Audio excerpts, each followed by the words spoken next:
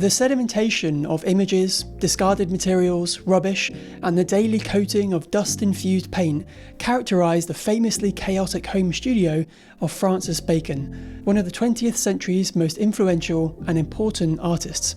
Moving between temporary studios for many years, Bacon eventually moved into the now famous 7 Rees Mews apartment in London, where he produced some of his greatest work until his death in 1992. It's perhaps one of the most important artistic studio environments of the 20th century, with the almost surreal chaos and clutter that developed within becoming almost as famous as Bacon himself.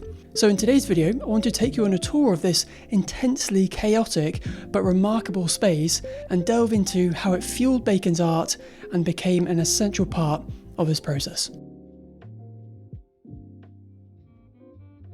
In a short essay titled Corners of Filth and Fantasy, Francis Bacon's Studios and Self-Expression, James Hall writes that squalor became fashionable among artists during the 19th century as part of a romantic cult of high-minded suffering. He says that artists like Picasso and Van Gogh exemplified this. Van Gogh, for example, rented a bare room in The Hague in the winter of 1881. He was determined to sleep on the floor under a woolen blanket. Bacon admired the great messmakers, Sickert, Picasso and Giametti. Picasso, who Bacon admired, was known for living in unbelievable chaos and clutter, never allowing anything to be thrown away or moved. Being born in 1909, by the time Bacon was a teenager, he was, at least to some degree, influenced by some of these late 19th century trends and behaviours, and his famously messy London studio is certainly strong evidence of that, with barely enough room to make his art amongst the hordes of magazines, newspapers, notes, books, photographs and reference images of all kinds. On the studio floor, reproductions of fine art paintings jostled with illustrations of crime scenes, skin diseases, film stars, athletes and other imagery which clearly appealed to Bacon's artistic imagination. Books and magazines on subjects including art, sport, crime, history, photography, cinema, bullfighting, wildlife and the supernatural were found in precarious piles on the studio floor. And of course, much of the studio was filled with all sorts of painting equipment, stacks of half-used or empty paint tins and tubes, spray cans, and hundreds of brushes protruding from every corner. His studio was partly an influence of his artistic predecessors, but probably more so a reflection of his own mind, as I've talked about with other artists in previous videos. Bacon himself even saying that this mess here around us is rather like my mind. It may be a good image of what goes on inside me. That's what it's like. My life is like that. And of course it should be said that a messy and chaotic studio doesn't mean that the artist's mind is dysfunctional or broken in some way, quite the contrary. Often it's just their way of being spontaneous, being creatively unrestrained and maintaining momentum within their work on both a short and long term. It also helps with not being endlessly distracted with constant cleaning, which, if you're working with oil paint as Bacon did, the cleanup of those materials can consume quite a lot of time and energy. Saying all that, Bacon did have a restless and sometimes conflicted inner world, partly from his troubled relationship with his parents, but was also a very heavy and regular drinker, saying that he painted his masterpieces while hungover, and later in life claimed to have been drunk since the age of 15. So his messy and cluttered studio is not entirely an influence of past generations, but I would say more a combination of that and a product of his own inclinations and ways of dealing with the challenges and difficulties of life.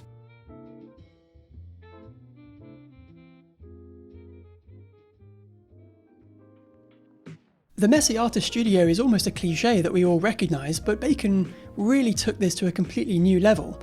His studio is almost reminiscent of those homes featured in the TV show Hoarders, with piles of personal items and clutter spread out and sort of filling every single room. It almost seems impossible that someone could actually focus or be productive in this kind of space. In most cases, artists need to rely on a small degree of organisation and tidiness to just work effectively.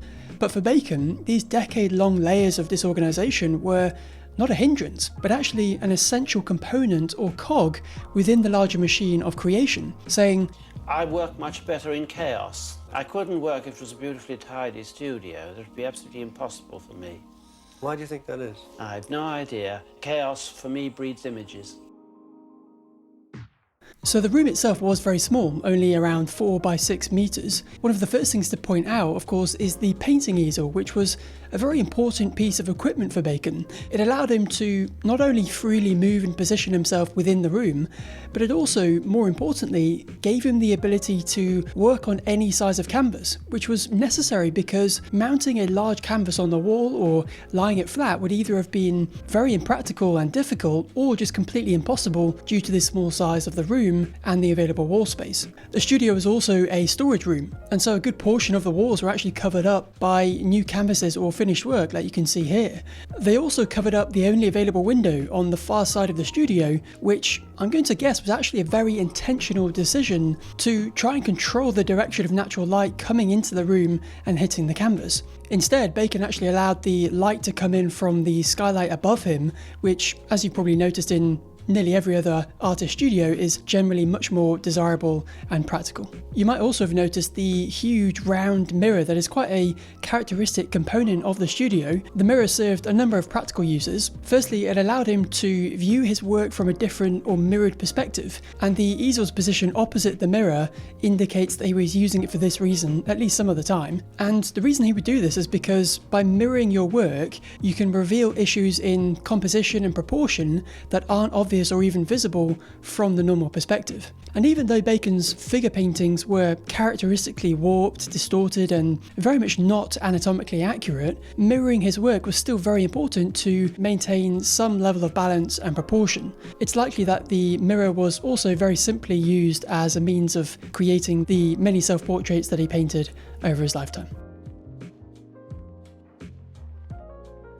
When Bacon was actively using the studio, it was in a constantly changing and warping state, and ultimately it became a provider of reference images that he would then use to create his paintings. In The Artist in His Studio, Alexander Liverman interestingly compared Picasso to a gambler, embracing chance and accident. The same could be said of Bacon, who, as we've seen, would sift through his chaotic image piles like a rag picker, embracing chance discoveries.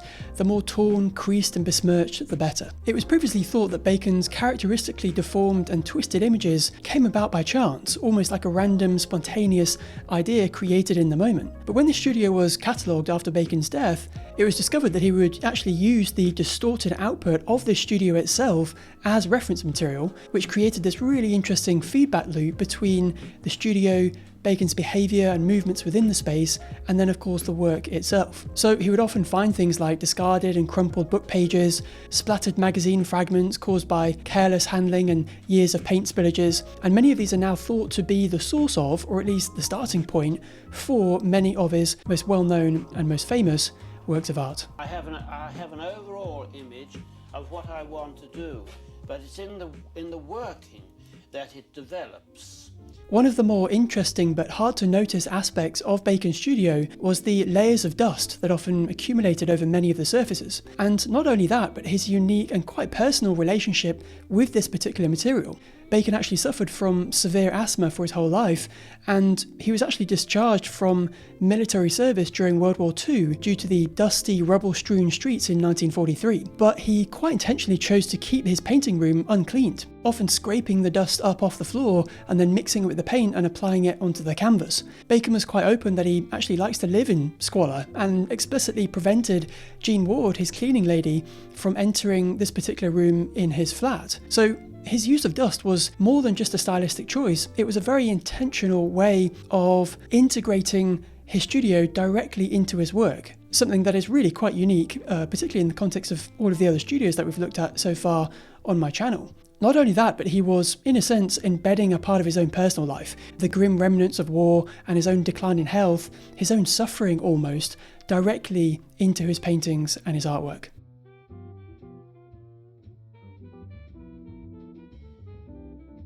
Despite the chaos and uncleanliness of Bacon's studio room, it sat directly next to his kitchen and living spaces, which were actually regularly cleaned. And you can see in these images that the rooms were very organised, uncluttered, tidy, with clean dishes next to the sink, and even some photo references very neatly pinned up onto the wall. The apartment itself was very small, and it was accessed by a steep flight of stairs with a small landing area that provided access to a toilet room, and then the slightly strange combination of a kitchen and bathroom, and then also a separate living space. Brian Clark, a friend of Bacon's, said that his flat was very simple. It reminded me of the kind of way that an ex-soldier or a former prisoner might live. Simple, modest, very unassuming, very focused. Then you cross the landing and there was this tiny but dense and intense room. After Bacon's death in 1992, his studio was immortalised in the Dublin City Gallery. The entire contents of the studio were relocated from London to Dublin in 1998, made possible with a huge team of engineers, building contractors, art curators, and then even archaeologists who were tasked with surveying the entire contents of the room. And you can see in these images how they drew up these detailed elevation drawings, mapping the space and location of every single tiny item and even blotch of paint. Even some of the floor, ceiling, doors, window frames, and of course the very important paint-smeared walls that are such a characteristic component of Bacon's studio were also partially removed and transported to Dublin. Bacon would often use the walls either as a paint palette, or because he used oil paints, which is quite difficult to clean, he'd actually use the walls to clean the paint off the brush in between various colours. So the walls took on this really interesting abstract expressionist quality that you could say is almost a work of art in itself. Regarding the studio relocation, every item in the studio has a database entry consisting of an image and a factual account. The 7,000 items logged and relocated include approximately 570 books and catalogues, 1,500 photographs, 100 slashed canvases, 1,300 leaves torn from books, 2,000 artist materials, and 70 drawings. Blaise O'Connor, one of the archaeologists who painstakingly reconstructed the studio, repositioning every scrap of paper, paint-smeared cashmere jumper, dog-eared book, and discarded tube of paint and brush, recalled, "The films of dust that lay upon the surfaces of the long shelves at the back of the studio were carefully curated. These ephemeral contexts had been lovingly but scientifically bagged, their precise provenance labelled and archived along with all the thousands of other physical remnants. These samples, dust, fluff, minute and unidentifiable fragments, were then painstakingly returned to their correct respective shelves."